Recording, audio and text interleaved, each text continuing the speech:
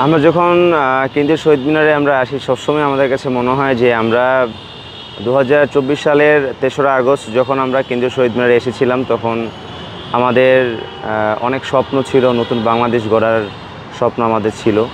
আমরা চেয়েছি যে গত 53 বছর ধরে বাংলাদেশ যেভাবে চলেছে, যে অরাজকতা, বিশৃঙ্খলা এবং ফ্যাসিবাদের মধ্য দিয়ে বাংলাদেশ গিয়েছে, অপশাসনের মধ্য দিয়ে বাংলাদেশ গিয়েছে, এই ধরনের বাংলাদেশ যেন আমাদেরকে আর না দেখতে হয়। এবং যে স্বপ্ন নিয়ে আসলে আমরা এখানে এসেছিলাম 2024 সালে 3রা আগস্ট, সেই স্বপ্ন বাস্তবায়ন যেন আমরা করতে পারি, সেই আকাঙ্ক্ষাটা সবসময় আমাদের কাজ করে যখন আমরা এই কেন্দ্রীয় শহীদ মিনারে আসি। আমাদের 2024 সালের কোটা আন্দোলন কিন্তু সূত্রপাত যদি আমরা বলি, সেটা কিন্তু 2018 সালে কোটা সংস্কার আন্দোলন থেকে। 2018 সালে যখন আমরা কোটা সংস্কার আন্দোলন করেছিলাম, তখন আমি কোটা সংস্কার আন্দোলন করার কারণে 48 দিন আমি কারাবরণ করেছিলাম। তো সেই আন্দোলন আমরা সফল করেছি এবং সেই আন্দোলন পরবর্তী সময়ে আমি ঢাকা বিশ্ববিদ্যালয়ের ছাত্র রাজনীতির সাথে জড়িত ছিলাম। পরবর্তীতে যখন 2024 সালের হাইকোর্টের একটি রায়ের মাধ্যমে যখন আবার সেই কোটাকে পুনর্বহাল যখন করা হলো, শুরু থেকেই এই আন্দোলনের সাথে আমি সম্পৃক্ত হই এবং এই আন্দোলনের সম্মুখ সারির যারা যোদ্ধা ছিলেন, আমরা দীর্ঘদিন ধরে ক্যাম্পাসের মধ্যে আমরা আন্দোলন করেছি। ক্যাম্পাসের বিভিন্ন বিষয় বা আমাদের দেশ সংশ্লিষ্ট অনেক বিষয় নিয়ে আমরা সবসময় একসাথে আমরা প্রতিবাদমুখ হচ্ছিলাম। আমরা ক্যাম্পাসের মধ্যে যখন আমরা আন্দোলনটাকে শুরু করি, তার পরবর্তী সময়ে আমি যেটা বলবো যে সবচেয়ে গুরুত্বপূর্ণ বা আমার কাছে যেটা মনে হয় যে আমার জীবনের সবচেয়ে আন্দোলনের প্রেক্ষাপটের সবচেয়ে গুরুত্বপূর্ণ দিনটা ছিল 4ঠা আগস্ট। অর্থাৎ আমরা যে আজকে যে 4ঠা আগস্ট, এর ঠিক 1 বছর আগে 2024 সালের 4ঠা আগস্ট, যে 4ঠা আগস্টে মূলত আমি মনে করি যে আমাদের গণঅভ্যুত্থানের সবচেয়ে গুরুত্বপূর্ণ দিন। এবং দেখবেন যে 4ঠা আগস্টে কিন্তু সবচেয়ে বেশি শহীদ হয়েছে আমাদের ভাই এবং বোনেরা। এবং সেই 4ঠা আগস্টে কিন্তু আমরা ঢাকা সহ সারা বাংলাদেশব্যাপী তীব্র আন্দোলন আমরা দেখেছি। আওয়ামী লীগ বিরোধী আন্দোলন, সরকার পতনের আন্দোলনের কিন্তু আমরা দেখেছি। এবং আমার সবচেয়ে ভালো লাগার যে বিষয়টি, সেটি হলো যে আমরা 4ঠা আগস্টে সেই উত্তাল শাহবাগ প্রাঙ্গণে যখন আমরা দাঁড়িয়েছিলাম, সেখান থেকে আমরা বারবারই আমরা মনে করছিলাম যে আমাদের সায়েন্স ল্যাবে আমাদের ভাইদেরকে গুলি করা হচ্ছিল। এদিকে ফার্মগেট, বাংলা মোটর, কাটাবন, ওই পুরো সাইডটাতে আওয়ামী লীগ শান্তি সমাবেশ দিয়েছিল এবং এই শান্তি সমাবেশের নামে তারা আমাদের আন্দোলনকারী ভাইদের উপর গুলি চালিয়েছে, পুলিশ গুলি চালিয়েছে, র্যাব গুলি চালিয়েছে, বিভিন্ন বাহিনীর সদস্যরা তারা গুলি চালিয়েছে। তখন আসলে চতুর্দিক থেকে আমাদের সেই শাহবাগ চত্বরে লাশ আসছিল।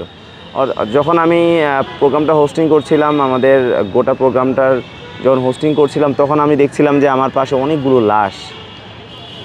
তো সেই লাশগুলো যখন আসছিল, সেই তরতাজা লাশগুলো দেখে আমার মধ্যে একটা তীব্র একটা ক্ষোভের সঞ্চার হলো যে এতগুলো লাশ পড়ছে, কিন্তু আমরা যাদের বিরুদ্ধে আন্দোলন করছি, সেই শেখ হাসিনার এতটুকু মানবতা নাই যে সে আমাদের আকাঙ্ক্ষার জায়গাটা তিনি বুঝতে পারছেন না।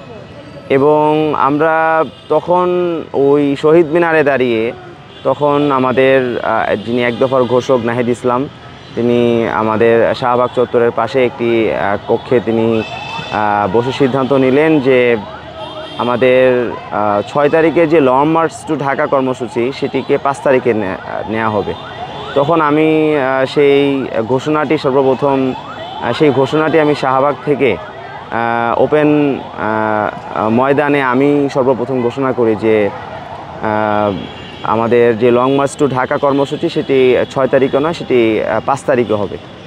এবং সেটির পরেও আসলে আমি দেখছিলাম যে উত্তেজিত যে বলবো যে প্রতিবাদমুখ ছাত্র জনতা, তারা তখন শাহবাগ থেকে তারা চলে যাওয়ার জন্য তাদের কোনো ধরনের প্রবণতা দেখতে পাইনি, বরং তাদের মধ্যে যে আকাঙ্ক্ষা কাজ করছিল যে তারা যে করে হোক 4 তারিখেই তারা গণভবন অভিমুখে মার্চ করবে। তো আমার খুব এটি একটি স্মৃতিকাতর ঘটনা যে অনেকগুলো লাশ আমার চোখের সামনে এবং সেই ঐতিহাসিক যে 6 তারিখের বদলে যে 5 তারিখে আমাদের লং মার্চ টু ঢাকা কর্মসূচি সেটি আমরা ঘোষণা করতে পেরেছিলাম। তখন কিন্তু আসলে যারা রাজপথে ছিল সবাই কিন্তু তখন রাজপথে সক্রিয় থাকার অবস্থায় তারা ছিল না। আমাদের সম্মুখ সারির যারা সমন্বয়ক যারা ছিলেন তারা বিভিন্ন সময় বিভিন্ন জায়গায় তারা ছিলেন এবং আমরা যারা রাজপথে ছিলাম তখন আমাদের এক দফার ঘোষক নাহিদ ইসলাম তিনি তার জীবনের সর্বোচ্চ ঝুঁকি নিয়ে তিনি তখন 4 আগস্ট তিনি শাহবাগে এসেছিলেন এবং আমরা তাকে দেখেছি। তিনি বলেছিলেন যে যদি আমাদের আন্দোলনে যদি কাজ না হয় তাহলে প্রয়োজনে আমরা অস্ত্র হাতে তুলে নিব। অর্থাৎ আমাদের সকল পরিকল্পনা কিন্তু ওরকমভাবে সেট করা ছিল এবং আমরা জানতাম যে এক দফা ঘোষণা করার পরে কিন্তু আমরা হয়তো আর কোনো প্রোগ্রাম ঘোষণা করার সুযোগ নাও পেতে পারি। এই কারণে আমরা একটি সিরিজ প্রোগ্রাম আমরা ঘোষণা করে রাখি এবং যখন আমরা দেখছিলাম যে 4 আগস্টে আমাদের সেই উত্তাল শাহবাগ চত্বরের আশেপাশের যে সাইটগুলো আছে কাটাবন থেকে শুরু করে এদিকে সায়েন্স ল্যাব ফার্মগেট এলাকা ওখানে যখন প্রচুর গোলাগুলি যখন হচ্ছে এবং লাশগুলো যখন আমাদের সামনে আসছে তখন